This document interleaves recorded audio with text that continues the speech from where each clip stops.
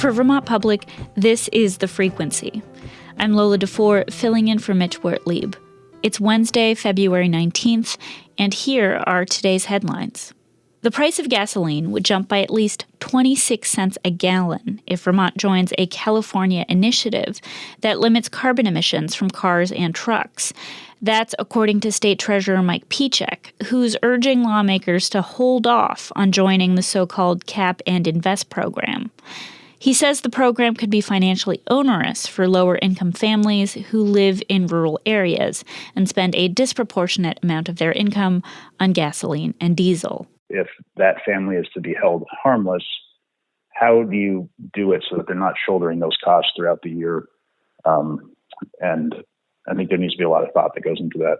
Climate advocates say a Cap and Invest program is critical to Vermont meeting its emissions reduction mandates. Pieciak says Vermont could consider joining New York's version of the Cap and Invest program, but that initiative won't be up and running for several years.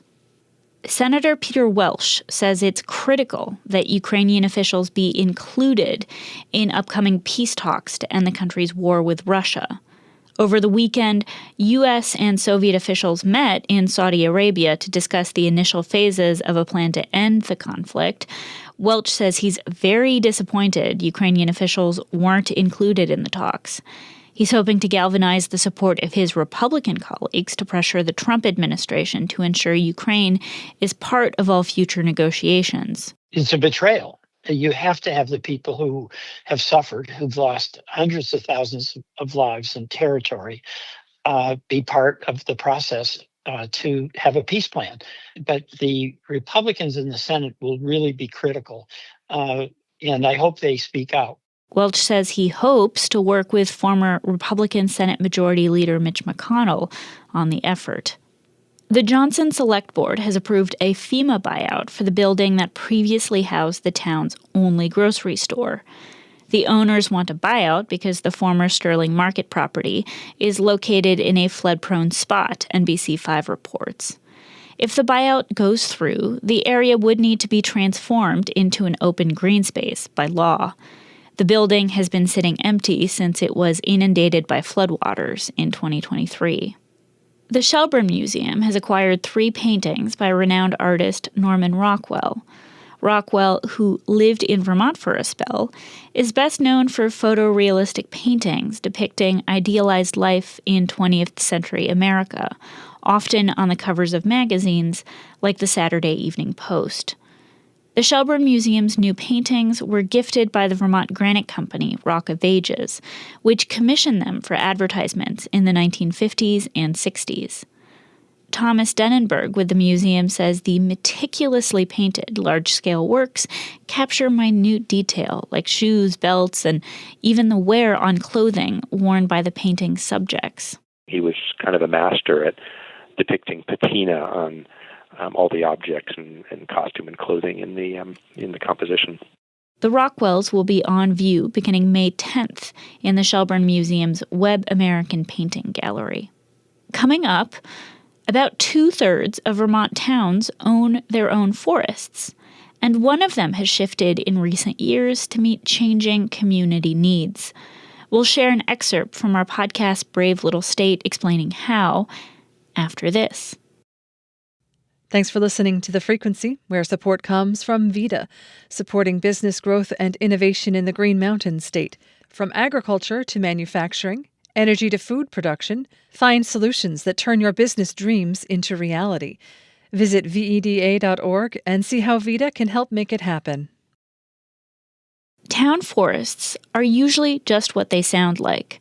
Forests owned by towns.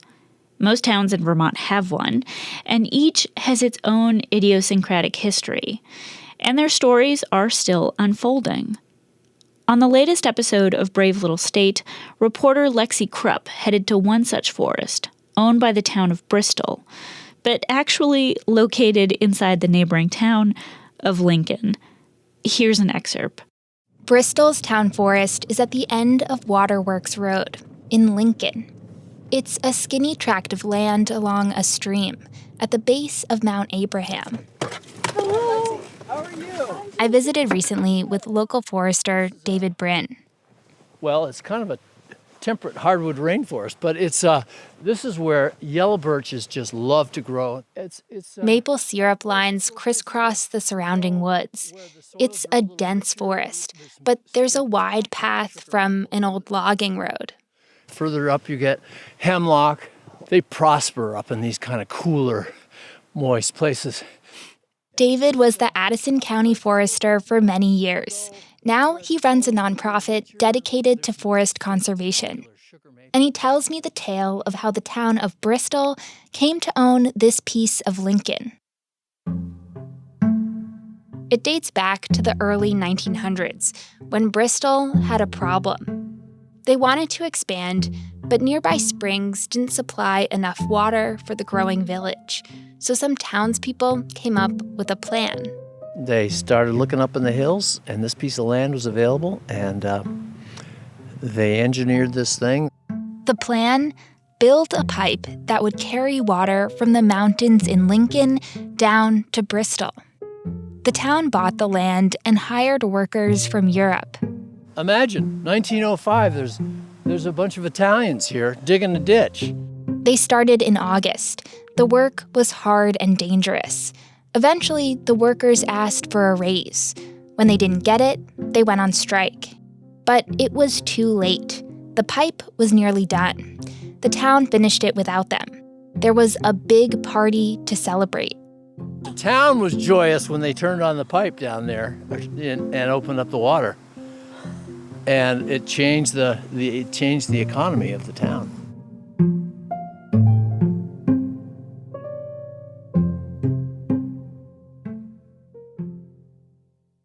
That pipe is still under the ground here, but it's been years since it supplied water to Bristol. The town found other places to get it. And they've also found other uses for this land. Over the years, they contracted with logging companies who chop down trees here. And during an energy crisis in the 70s, when imported fuel prices were really high, the forest became an energy source for locals.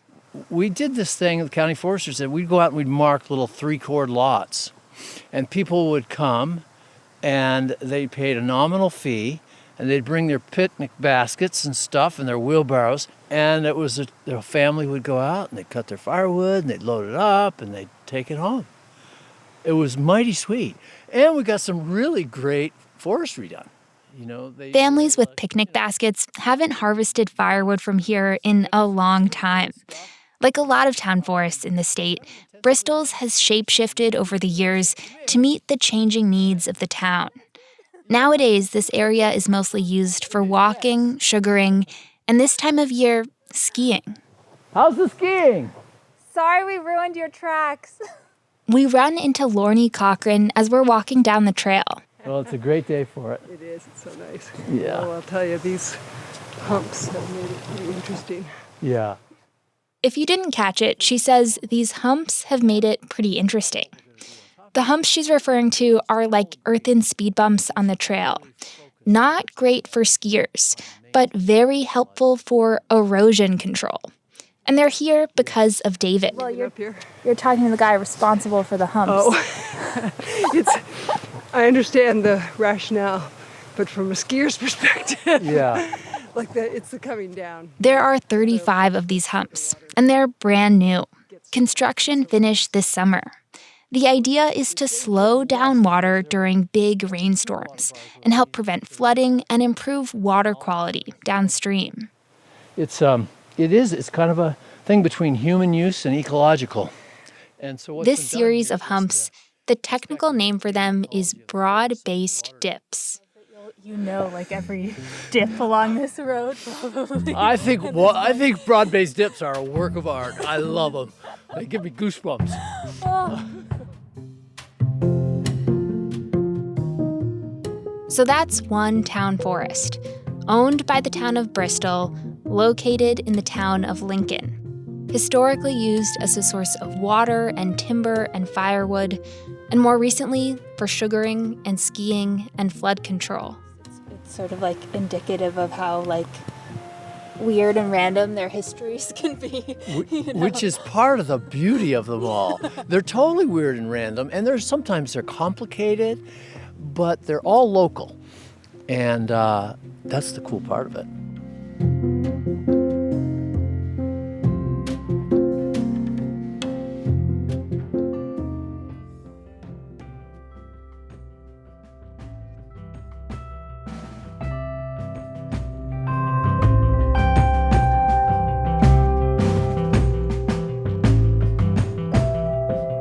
That was an excerpt from our podcast, Brave Little State. You can find the full episode wherever you get your podcasts or stream it on our website, vermontpublic.org. Thanks for listening to The Frequency today. We had additional reporting from Peter Hirschfeld, Bob Kinzel, Adia Golston, and Mary Angish. Our executive producer is Kevin Trevelyan, and our music is by Blue Dot Sessions. I'm Lola DeFore. Talk to you tomorrow.